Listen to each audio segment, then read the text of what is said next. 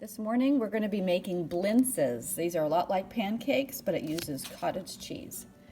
BLINTZES are similar to pancakes, but they're more flexible and they're thinner.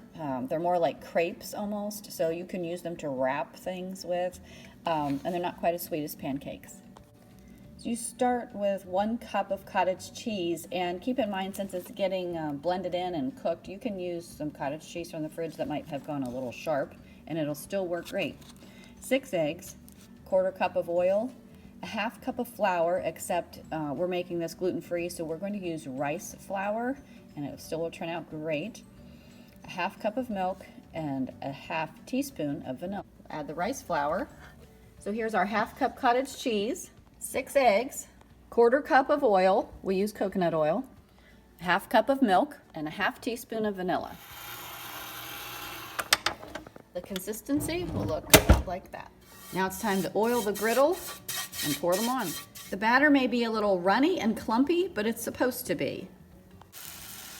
So because this batter is different than pancake batter, they're also not going to puff up.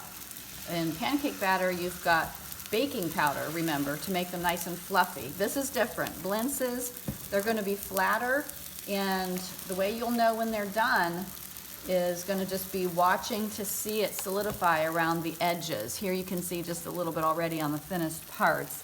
Kind of like an omelet might be because there's so much egg. So see how the edge is firm enough, you'll be able to get underneath it, flip it over, and it'll just be golden brown on the other side. Okay, here they are, completely done. See how flat they are? You can put whatever you want on these. You could do vegetable wraps, but I like to do a little syrup and some fruit. And now it's time to try these. Yeah, that is so good. It's not sweet as pancakes. If you look closely here, you can see the little pieces of cottage cheese in there. It just has a little bit of different texture.